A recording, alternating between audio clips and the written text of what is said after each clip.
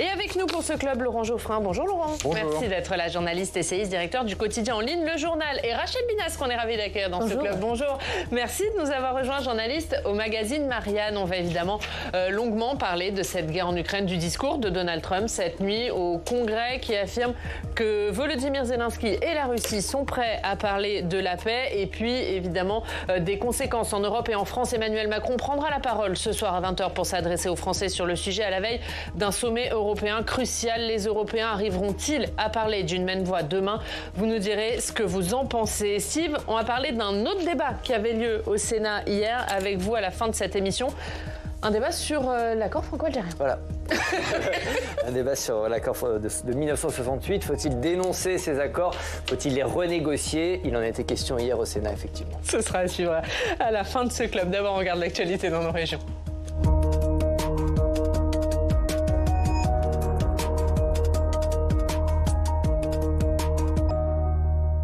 L'actualité dans nos régions avec nos partenaires de la presse régionale. On va à Orléans, on retrouve Éric Richard. Bonjour Éric, merci beaucoup d'être avec nous, journaliste éditorialiste à la Nouvelle République. Éric, votre journal revient ce matin sur la disparition de Jean-Louis Debré, figure de la vie politique française, mais aussi un homme qui était attaché à votre région, à la Touraine.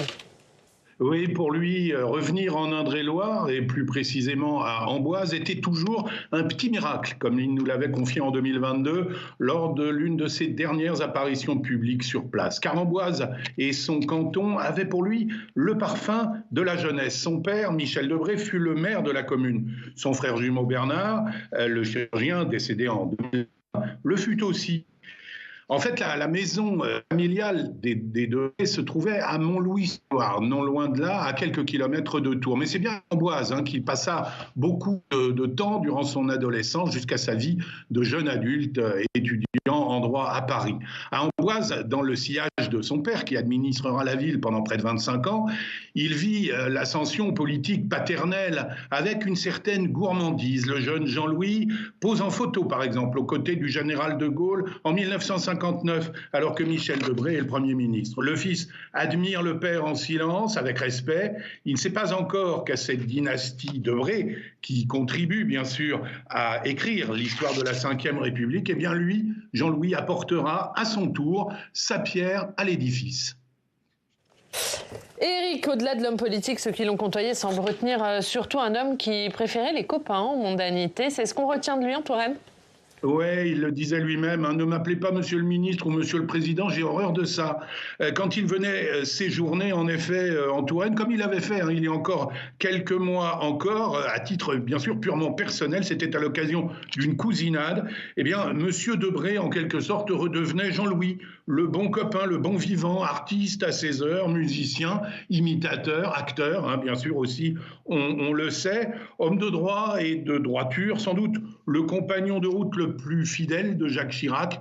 Il était aussi un homme original et pris de liberté autant que du service de la nation. Non loin de la Touraine, un peu au sud, dans l'Indre, c'est ce que retient aussi la sénatrice Frédérique Gerbaud, qui fut l'une de ses plus proches collaboratrices et qui se souvient d'un président de l'Assemblée nationale qui était d'abord un homme de dialogue avec tout le monde. Alors oui, en Touraine, dans le Berry, comme ailleurs sans doute, le style Jean-Louis Debré, inclassable, atypique et sans doute attachant, bien manque déjà à ses amis comme à ses opposants.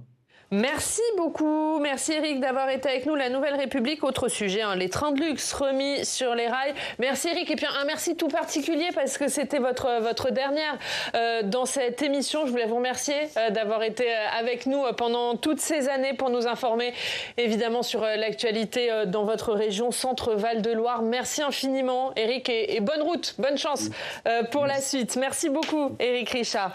Un petit mot sur Jean-Louis Debré, Rachel Binas, on a appris sa disparition hier et on voit depuis hier l'hommage assez unanime de la classe politique française à Jean-Louis Debré. Oui, il fait partie de ces figures qui ont opéré un changement au moment où elles ont quitté la vie politique. C'est-à-dire qu'ils ont, pendant longtemps, en tout cas, Jean-Louis Debré en fait partie, a été le symbole, loi Pasqua-Debré, d'une droite plutôt dure. On se souvient des manifestations extrêmement virulentes, fortes contre les mesures plus drastiques liées à l'immigration. Et une fois qu'il quitte justement cette vie politique, il devient au fil des années une espèce d'idole de la gauche, s'éloignant des idées qu'il avait jusque-là défendues. C'est assez iconoclaste, assez original. Ce n'est pas le seul, hein, mais il fait partie des figures morales ayant opéré un virage au fil des années, on va dire. Laurent, un petit mot sur... Moi, j'avais de très bons rapports avec lui. Et il était ouvert, sympathique, drôle. Et il était même venu au lancement de mon journal. Pourtant, il est un homme de droite et mon journal est un journal de gauche. Mais bon, ça l'intéressait, donc il était venu et il avait eu des mots aimables. Il était vraiment agréable. Et ce qui est curieux, amusant, c'est qu'à la fin de sa vie, il marchait beaucoup. Mais il marchait toute la journée. Donc plusieurs fois, je l'ai rencontré dans Paris, comme ça, le nez au vent. Alors je dis, mais qu'est-ce que vous faites là? Alors c'était dans un quartier, dans un autre, etc. Il dit, là, je marche. Je suis parti ce matin à 9h, je vais rentrer ce soir à 6h. Et il arpentait Paris comme ça, en pensant à la vie, à ses souvenirs, j'imagine, enfin, toutes sortes de choses. Et il faisait du théâtre, il écrivait des romans policiers. Enfin, c'était un homme attachant et drôle en même temps, parce qu'il avait beaucoup d'humour. Et c'est un très bon imitateur. Un dernier mot. Et il fait aussi partie de ces politiques qui sont peut-être de plus en plus rares, dont le retentissement national était aussi fort que l'ancrage territorial. On le voit, on pense à Fraîche, à Montpellier, Moreau à Lille.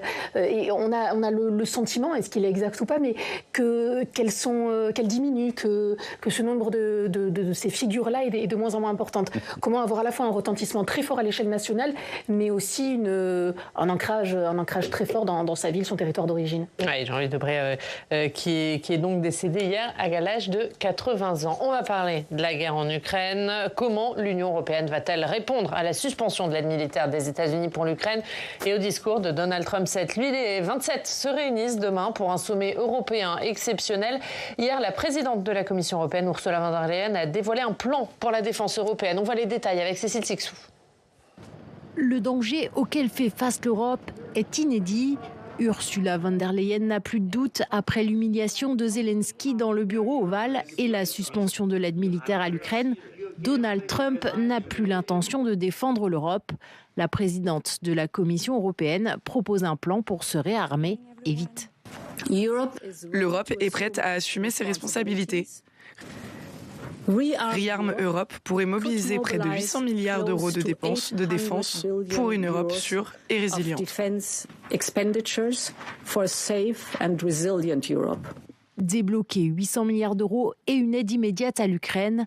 Dans un premier temps, Ursula von der Leyen souhaite mettre à disposition des 27 un prêt de 150 milliards d'euros pour investir en urgence dans la défense antiaérienne, les missiles et les drones. Elle compte aussi assouplir les normes budgétaires. Les 27 pourront dépenser pour leur défense plus simplement. Les États membres sont prêts à investir davantage dans leur propre sécurité s'ils ont l'espace budgétaire. Nous devons donc leur permettre de le faire. C'est pourquoi nous proposerons d'activer la clause de dérogation nationale du pacte de stabilité et de croissance. La Commission européenne pourrait également réquisitionner un fonds de 392 milliards d'euros, normalement destiné aux régions les plus défavorisées de l'Union européenne. Laurent Geoffrin, est-ce que Donald Trump aura eu le mérite de convertir l'Union européenne à une vraie défense européenne et à réinvestir pour son réarmement? On n'y est pas encore, mais il y a eu des progrès. Il faut être honnête avec l'Europe, c'est pas un pays, c'est pas un gouvernement. C'est une confédération au mieux de nations. Donc chaque nation a son histoire, a ses intérêts. C'est toujours difficile de les faire travailler ensemble, par nature. Les gens disent, oui, mais ils ne prennent pas de décision. Et quand l'Europe prend des décisions, ils disent, c'est scandaleux, on nous impose des choses dont on ne veut pas. Donc il y a une position complètement contradictoire. Il faut s'habituer au fait qu'effectivement, ils ne peuvent pas réagir aussi vite qu'un gouvernement national. Bon. Mais là, ils ont fait quand même beaucoup de progrès. Il y a des fonds qui sont débloqués. Il y a des doctrines qui ont changé, les doctrines allemandes notamment, sur la finance d'une part, sur la question des alliances et la question militaire aussi. Et après tout, l'Europe, elle a un PIB qui est 5 fois supérieur à celui de la Russie. 5 fois. Donc il n'y a pas de raison qu'on n'y arrive pas. Alors après, c'est un problème de temps, un problème de calendrier, quoi. Et ce qui est effrayant, c'est que la suspension des armes américaines, là, ça met Zelensky dans une position extrêmement dangereuse. Parce que si jamais, dans 2 mois, alors qu'il n'a plus de munitions, les Russes attaquent, la situation sur le terrain va encore se dégrader. Donc il faut agir vite. Il faut agir autant que possible, de manière efficace, pour soutenir Zelensky. Alors on pourrait, par exemple, demander à ce qu'il ils saisissent tout de suite les avoirs russes et qu'ils les utilisent pour acheter des armements. Mais bon, il y a un débat, même en France, l'un dans l'autre, même au sein de la Macronie. Il y a un débat, même en France et même au sein de la Macronie sur la question de ces avoirs russes. Toujours des débats sur chaque sujet, et comme c'est inhabituel, en plus, c'est pas dans les compétences de la Commission, tout ça. La seule solution, c'est que les pays les plus motivés se mettent ensemble, c'est-à-dire en fait la Pologne, la France et la Grande-Bretagne, avec l'Allemagne qui finance derrière, et prennent les décisions. C'est l'esprit des coopérations renforcées, il faut l'appliquer au champ militaire, c'est ça qu'il faut faire. Mais évidemment, ça prend du temps. Là, il y a une course de vitesse qui est engagée. Rachel, est-ce que l'Union européenne a enclenché son réarmement et est-ce qu'une véritable défense européenne peut voir le jour ? Oui, j'entendais Laurent Geoffrin dire qu'il n'y a pas de raison que ça ne se passe pas. Alors je ne sais pas si je vais faire preuve de pessimisme ou si je suis une optimiste avertie, mais quelque chose me dit que ça va être un petit peu plus compliqué, que le temps n'est pas le seul facteur entrant en jeu. La défense européenne, on l'entend, moi je l'entends depuis ma naissance, certes je suis jeune, mais on l'entend depuis extrêmement longtemps et on voit bien qu'il y a quelque chose qui dépasse en fait la notion simplement de temps ou d'argent. C'est ne serait-ce que de leadership. Qui incarnerait justement cette Europe de la défense. Les 4 pays dont je parlais. Oui, ça s'annonce quand même assez compliqué. C'est toujours compliqué, oui. Ce qui est sûr, oui, mais c'est compliqué depuis tellement longtemps qu'on se demande en fait. Oui, parce que c'est pas un pays. On ne peut pas attendre d'un ensemble de pays la même chose que d'une seule nation. Sauf que ce qu'on n'a pas réussi justement pendant 30, 40, 50 ans, on le réussirait aujourd'hui. Le nombre, je suis entièrement d'accord, alors que le nombre en plus d'États membres ne cesse d'augmenter. Trump est, en ce sens, pour répondre à votre question, le révélateur des fragilités, des faiblesses, peut-être certainement de la France, mais aussi de l'Union européenne, puisque c'est notre sujet. Et il vient frapper, il vient marquer, il vient amplifier les faiblesses d'une Europe qui, alors est-ce qu'il faudrait utiliser la formule de Régis Debray, l'Europe fantôme, en tout cas une Europe qui a du mal à un moment à effacer les particularismes des nationalités au profit de quelque chose de plus grand. On le voit dans cette affaire, c'est compliqué. Alors certes, elle parle d'une même voix, et ça, en cela, c'est déjà une réussite. Mais la matérialité, la forme de la matérialisation que ça pourrait prendre, on a du mal à le voir dans les mois, les années à venir. Or, là, il y a une question assez urgente qui se pose. Mais vous savez, dans l'histoire, les démocraties commencent toujours très mal les guerres. Toujours. Parce que ce sont des régimes plutôt pacifiques. Et qui croisent les doigts en disant bon, mais la paix va continuer. C'est un peu ce qui s'est passé en Europe. Mais au bout d'un certain temps, quand elles sont vraiment attaquées et quand leur existence est en jeu, elles sont beaucoup plus fermes et puissantes et résilientes souvent que les dictatures. Regardez, en 1941, il y a Pearl Harbor. Les États-Unis, ils n'ont pas d'armée. Ils ont une flotte qui vient d'être détruite à moitié. Et en un an, ils font la plus grande armée du champ de bataille. En un an. Et c'est la même chose dans beaucoup de conflits. Au début, effectivement, la démocratie est contradictoire. Il y a des gens qui ne sont pas d'accord, il y a des gens qui n'en veulent pas, etc. Et on discute, on perd du temps, etc. Mais comme les dirigeants sont élus et donc légitimes, la population suit. Si elle se sent menacée, s'il n'y a pas de menace, ça ne marche pas. Et donc, je pense que c'est ce qui va se passer. C'est-à-dire que la collusion Trump-Poutine, c'est une menace existentielle pour le continent européen. Et ça, les gens commencent à le comprendre. On voit bien dans les sondages, d'ailleurs, vous avez 60% des Français qui disent « Oui, c'est vrai, il faut aider l'Ukraine. Oui, c'est vrai, il faut une armée européenne. » Et justement, à la veille d'un sommet européen crucial, Emmanuel Macron va prendre la parole. Il s'exprimera ce soir à 20h. On va écouter ce qu'en attend David Lisnard, le maire LR de Cannes. Il était l'invité ce matin de TF1. Si c'est pour une posture politicienne de plus, je le dis sans agressivité, mais enfin, pour jouer sur le mélo et l'exagération, ça me paraît peu intéressant. Moi, ce qui m'intéresse, c'est quels sont les intérêts de la France, comment on construit à nouveau une ambition collective puissante française et européenne, et en sortant des effets d'annonce et du théâtre.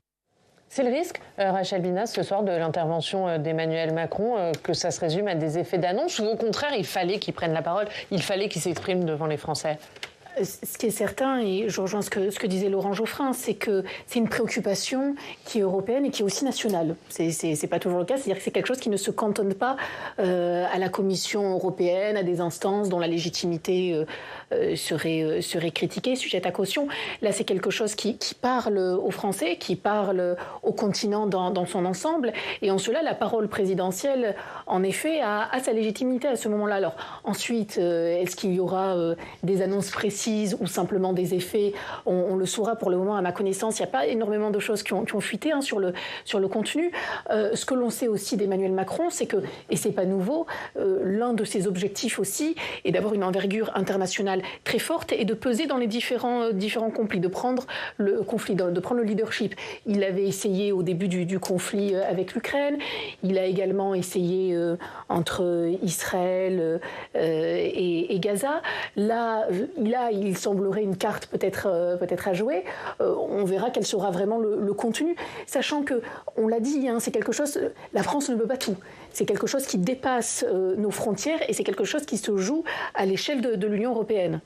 Qu'est-ce qu'on peut attendre et même de l'Europe, pas simplement de l'Union européenne. Je mets l'Angleterre à l'intérieur, donc du continent européen. Qu'est-ce qu'on peut attendre de cette prise de parole d'Emmanuel Macron? Qui parle simple et clair, qu'il explique pourquoi c'est notre intérêt à nous de soutenir l'Ukraine. Parce que, il y a besoin de cette prise de conscience chez les Français. Il faut agir dans le sens de l'intérêt français. D'accord, on a tout dit, mais on n'a rien dit là. Parce que c'est quoi l'intérêt français? Est-ce que l'intérêt français, c'est de laisser écraser l'Ukraine? Je ne crois pas.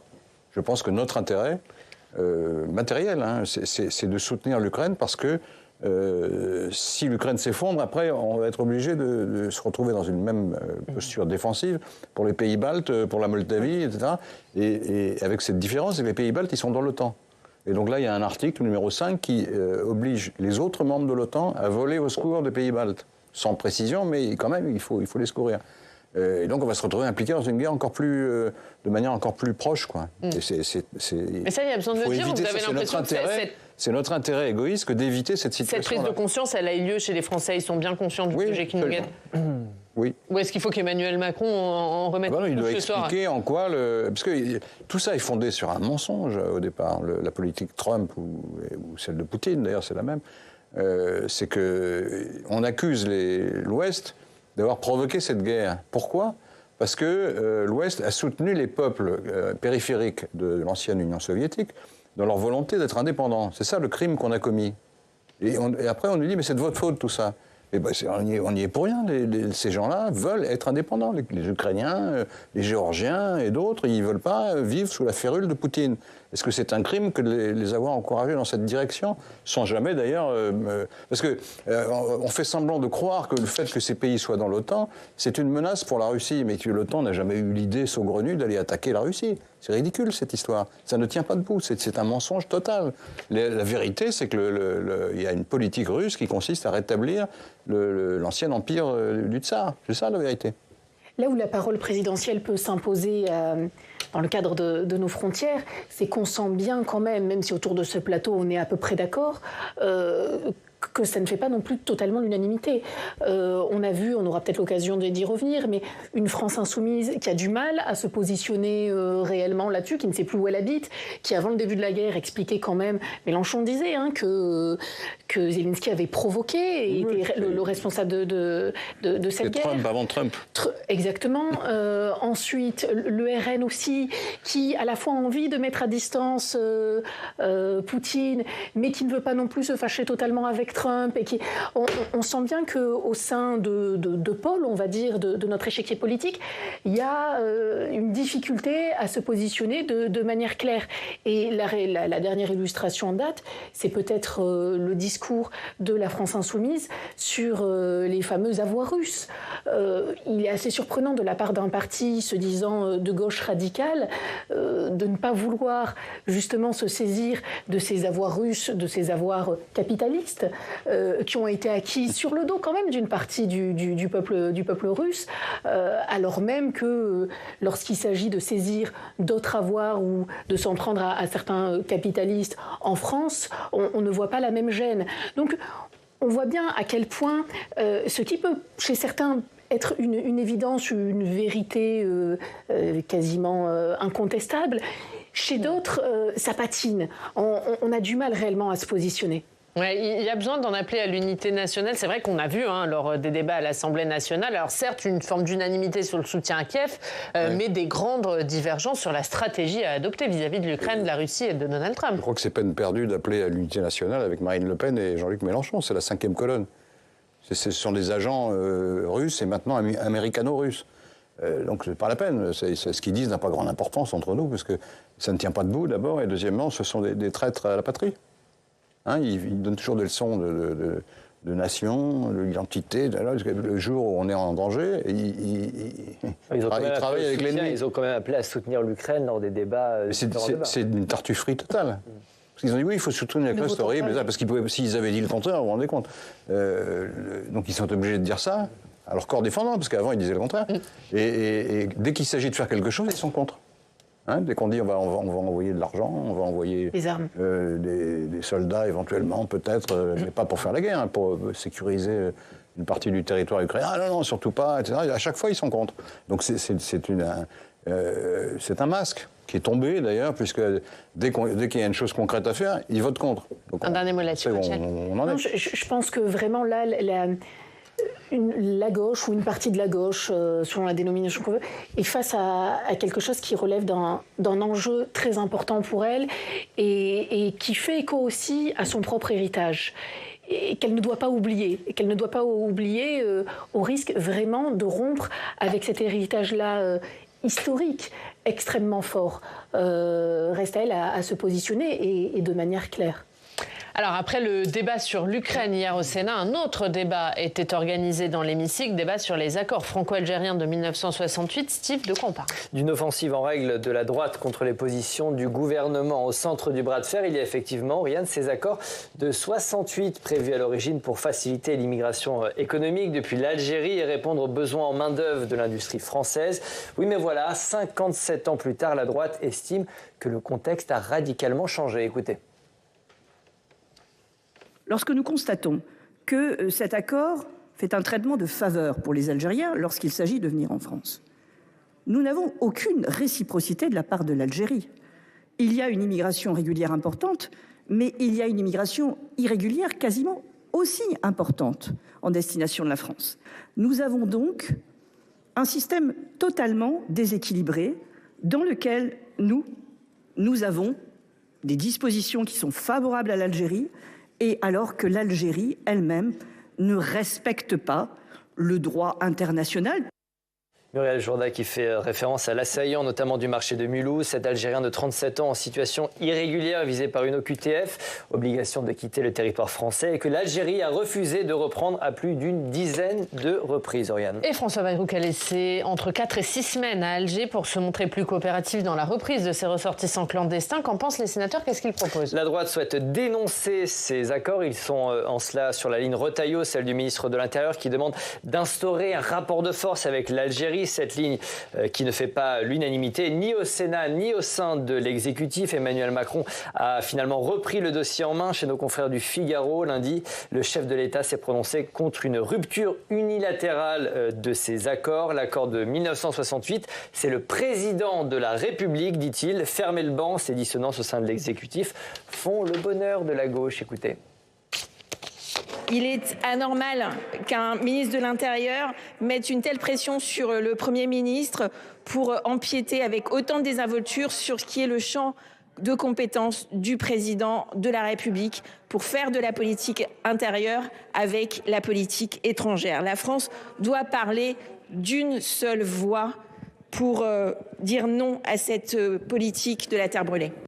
Pendant ce temps-là, on le rappelle, Boualem Sansal, 75 ans, est toujours incarcéré dans une prison algérienne. Notre compatriote écrivain est réduit au silence depuis maintenant plus de 3 mois et son état de santé est de plus en plus incertain. C'est un euphémisme. Évidemment, Laurent Geoffrin, est-ce qu'il faut revoir ces accords de 68 ? Est-ce qu'il faut durcir le ton avec l'Algérie ?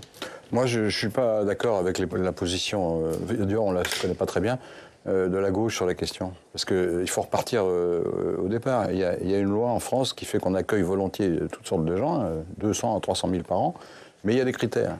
Et les gens qui ne remplissent pas ces critères doivent repartir une fois qu'on a examiné dans le respect des règles de droit, leur situation, ils doivent repartir chez eux. Et cette loi n'est pas appliquée 9 fois sur 10. Comment voulez-vous que les Français disent, mais attendez, vous nous dites que vous maîtrisez la situation de l'immigration, 9 fois sur 10, la loi qui existe, la gauche n'a jamais remis en question. Hein. La gauche n'a jamais dit qu'il fallait faire entrer tout le monde. Jamais. Il y a toujours une limite. Et les gens disent, mais cette limite, à chaque fois, on ne peut pas la faire respecter parce que les OQTF, les obligations de quitter le territoire, ne sont pas appliquées. Donc je pense qu'il faut les appliquer. Hein. Et pourquoi elles ne sont pas appliquées ? Souvent parce que les pays d'origine ne veulent pas collaborer avec nous. Donc il faut prendre une position un peu ferme, là. On ne peut pas rester comme ça. C'est un boulevard pour le Front National, ce truc-là. Parce que, évidemment, le RN dit, attendez, vous êtes censé mettre un peu d'ordre, que les règles soient respectées, vous ne faites rien. Et donc ils s'engrangent à chaque fois. Si on veut les mettre au pouvoir, il faut continuer comme ça. Il faut que les gens comprennent qu'on a une politique d'immigration qui doit être légale, conforme aux traités internationaux, généreuse, même si elle coûte de l'argent, mais il y a une limite, et cette limite doit être respectée. Et du coup, les Républicains apparaissent unis sur le sujet, même en pleine bataille pour la présidence du parti. Laurent Wauquiez, ce matin, sur RTL, demande à ce que Bruno Retailleau ait les moyens d'agir. On l'écoute. Et pendant combien de temps on va accepter de se faire piétiner ? Le comportement et les choix d'Emmanuel Macron sont incompréhensibles sur l'Algérie. Et donc je lui demande de prendre ses responsabilités et de dénoncer l'accord de 1968. Et vous m'interrogiez sur Trump. Il y a une chose que je note, c'est qu'il a une vraie efficacité, en tout cas, quand il cherche à imposer la volonté des États-Unis. Je regrette que la France, elle, soit dans la soumission et qu'elle ne soit pas suffisamment dans ce rapport de force quand un pays nous piétine. Laurent Wauquiez qui regrettait qu'on ne donne pas à Bruno Retailleau les moyens d'agir, Rachel. Je ne suis pas totalement convaincue par l'idée d'un antagonisme entre la position de M. Retailleau et de M. Macron. C'est la position du good cop, bad cop. Quand Emmanuel Macron dit on ne va pas les dénoncer, mais on va les renégocier, en réalité, si on les dénonce, il faudra forcément un autre accord. Donc en fait, c'est une renégociation. Il joue un petit peu sur les mots. Donc pour vous, il n'y a pas de deux lignes. Il n'y a pas la ligne Emmanuel Macron qui emploie le mot renégociation et la ligne Retailleau qui veut les dénoncer. Pour le moment, je n'en suis pas certaine. Ce que fait en fait Emmanuel Macron, c'est donner un petit peu de temps, c'est un sursis au régime algérien, en disant, voilà, grosso modo, le bad cop, c'est Retailleau, pour le moment on le tient, mais il y a un moment, ça sera plus possible, et donc il y a des sanctions, des mesures qui vont devoir être mises en place. Parce que Emmanuel Macron le voit bien, toutes les mains tendues, et il a été certainement le président qui a le plus tendu la main et fait le plus de gestes en faveur de l'Algérie. Ces mains n'ont jamais été prises. Il n'y a jamais eu de réponse, en réalité, à tout ça. Donc, la question, en effet, c'est celle de la réciprocité et celle de la limite que l'on met. Vous l'avez dit, et je vous en remercie, Boualem Sansal, aujourd'hui, est retenu depuis pas loin de 4 mois. Et tout ça est bien antérieur, en réalité, à la question du Sahara. On va être honnête. Comment vous expliquez aujourd'hui que les accords de 68, bien qu'ils aient été retravaillés par la suite, soient néanmoins plus avantageux pour les Algériens en l'espèce que le régime réservé aux Vietnamiens ou aux Marocains. En quoi cela se justifie-t-il ? Bon courage pour le défendre aujourd'hui. Ça veut dire que Bruno Retailleau, il a l'opinion publique derrière lui sur ce sujet, Laurent ? Mais oui, ça manifestement. Vous avez les 2 tiers des Français estiment qu'il faut mettre un frein, un terme à l'immigration, et dont 40% ou un peu plus des électeurs de gauche, y compris de la France insoumise, il ne faut pas oublier ça.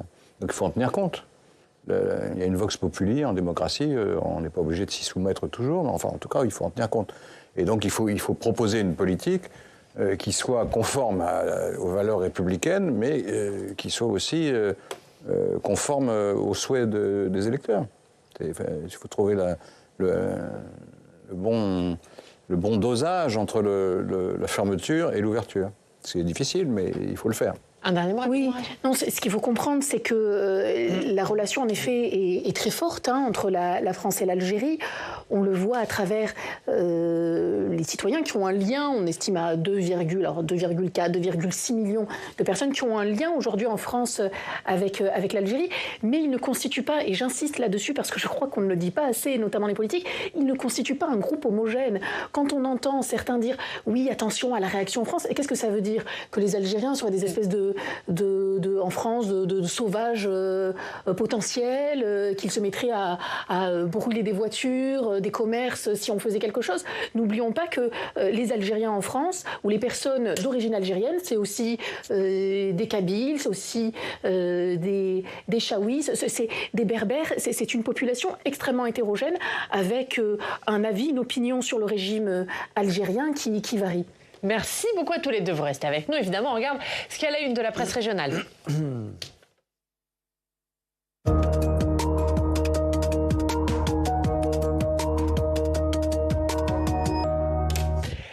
Et à la une, Steve, c'est l'Ukraine. Volodymyr Zelensky peut-il tenir, demande le journal du Centre. Après l'annonce de la suspension de l'aide américaine, le président ukrainien ne peut compter que sur l'Europe, écrivent nos confrères. Le journal Telegram parle d'un pays au pied du mur. Zelensky s'est dit hier prêt à travailler avec Donald Trump afin notamment d'avancer sur ce fameux accord portant sur les minerais rares de son pays. Que devient le chantier de l'A69 ? Vous voulez dire le chantier fantôme ? Chantier fantôme, c'est le titre de la dépêche du Midi. Ambiance lunaire le long du tracé de l'A69 où le chantier a été laissé en suspens depuis jeudi dernier. La question de la sécurisation des installations se pose désormais pour éviter les dégradations, écrit le journal. On rappelle que le tribunal administratif de Toulouse a décidé de rendre illégal le chantier de cette autoroute qui relie Toulouse à Castres, décision qui s'appuie sur la nécessité de protéger l'environnement. Alerte à la prostitution chez les plus jeunes. C'est la une de Midi Libre. À Montpellier, une association tire la sonnette d'alarme face à la très forte hausse des situations d'exploitation sexuelle chez les moins de 18 ans, un phénomène massif, inquiétant, favorisé par les réseaux sociaux,